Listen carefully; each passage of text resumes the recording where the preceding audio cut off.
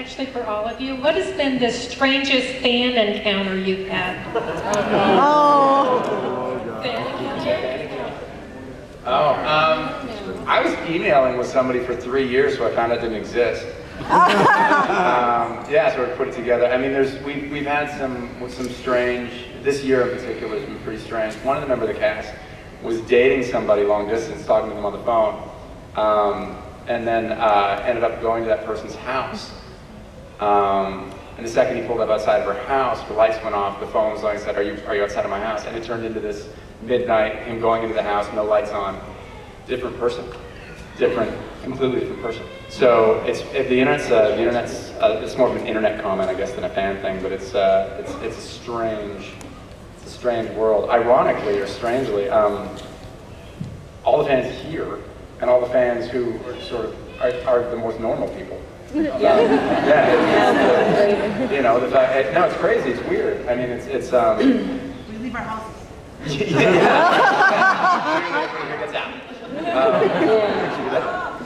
I think the strangest are like the random ones, say like back home in Canada or whatever, where like it's not huge in Vancouver, it sort of airs later. So I'm always a bit shocked when someone knows the show. Yeah. But what I've been getting a lot of lately is that like, I'll be at the gas station at like midnight or something like that, and then someone will come and like bound out of their car and be like, "Hey, you're the funny guy."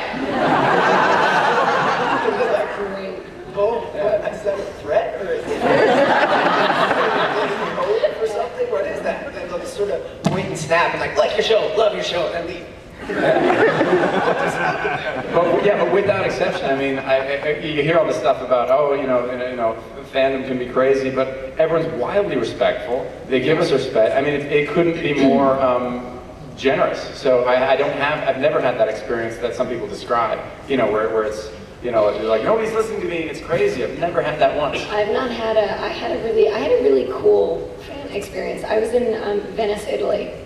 And my fiance and I were renting a car, and I was talking to the person, and I heard someone behind me go, "I know that voice. I swear to God, I know that voice." And I ended up, I just ignored it because I didn't know it was to me. And then I turned around, and she tapped me on the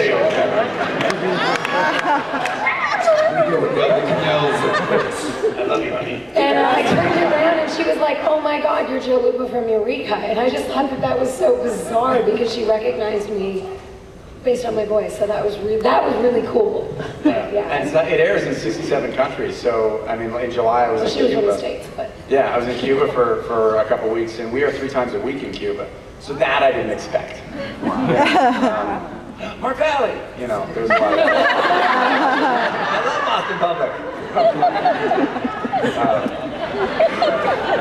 I get mistaken for Emmanuelle Fauché all the time. I don't know if you guys know who she is. Yeah. Oh yeah. Yeah, obviously. And that one's funny because I've had like college friends walk up to me and go like, "Oh my God, you're doing so great," you know, whatever, and that one's very funny. So I always wonder if she gets it too. Yeah. Wow, we had some downer answers on that. Yeah. That's some crazy stuff's happening. Hello. Love your show. Hope it continues for years. 3 questions. What were you doing when you first got the call for the show? When did you realize that you made it? And bloopers from the show. Any chance of getting any of those on the trailers or maybe on the internet? They should have more. Yeah, we have a great blooper reel from last year, which I'll try to leak out. What an idiot! Yeah, on camera, on mic. No, I'll get that out. I'll leak that out for sure. It's pretty funny. I don't remember where I was when I got the call for Eureka, but it's a slower process for us, right? He was watching himself on TV. I knew it. Staring in the mirror. I love you. Because you do, it's before the pilot, and you're not sure if the pilot's going to go, and you're not sure what an experience it's going to be, so it's not like you're getting the call for like a 6-season pickup, which would be awesome. Yeah, do you remember where you were? Yeah, I was in the middle of packing to do a like 2-week road trip to go down to California and see a concert, like a festival thing, and then I got the call. And the pilot just so happened to film the Friday before the festival and the Monday after. So that trip didn't happen, and I think it's okay, because... Yeah. I hope we answered that fan question properly, by the way. Did we answer that right? No, I okay. think we over-answered that one, if anything. Where was I?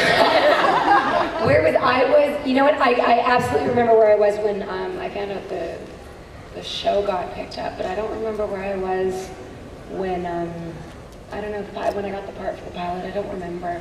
I was very happy. I remember that, but I don't remember where I was. I'm sorry. And what was the other question? I know, There was more to the question. When you realized that you made it. We made it? When you... I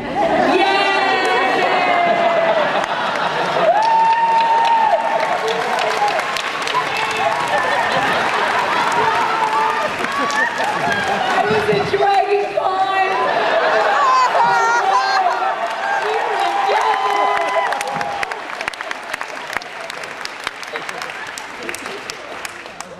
We had time for one more question. Cool.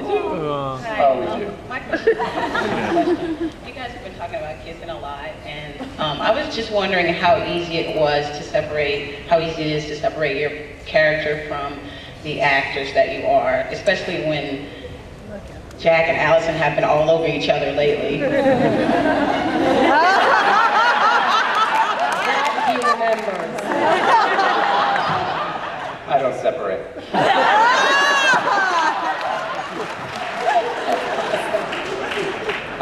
Yeah, I mean, increasingly when you do a show, it does, you become your character becomes you. The writers see things in you that work, and you try to provide them with stuff during the scenes different from what they wrote, so they could go, oh, okay, no, that, you know, he or she does that better. So over years, you do really become close to your character, so you don't really have to jump away. I think Eureka makes the biggest jump for all of us. Yes, I do. You're the furthest from your character. I'm super hyperactive. I talk a lot. Yeah.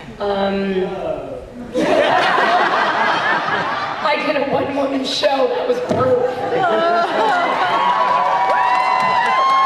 Yeah, my character, she's really very severe, and I'm really, goofy and silly, and I wear makeup, my hair is down, and I'm probably, and I don't really like weapons. Like, I like to fight, I used to box, like, I like the physical aspect of it, but mostly, yeah, we're really quite different. But I do have one last question, unless Neil wants to ask her. Do you answer that question? Furthest from your character. Yeah, I don't know, I think you made a comment that's probably the most about, like, me, where I'm sort of exactly like Fargo, but also nothing like Fargo. I think you're not as bumbly as Fargo. Like, Fargo's really, like, sort of fumbly and clumsy, and you're not that. You're funny, but you're not that sort of... Yeah, Neil's one of the most competent people you're going to meet. Like, Yeah. like, you can sort of throw anything at him and it's going to get done. That's just what he does. So in a very mediocre way, but I'll get it done. We gotta go. I gotta go to catch my flight. I'm out of here. But I did have a question for you.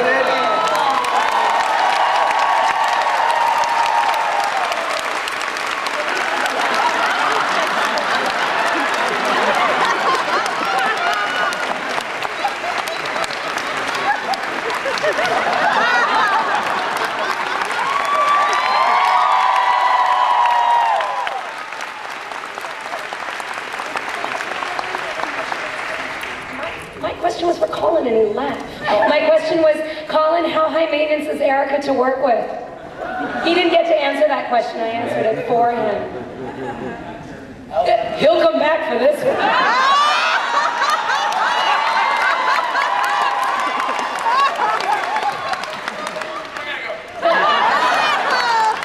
Smart man. Is that it then? Yeah. Yeah. Thank you guys very much for coming.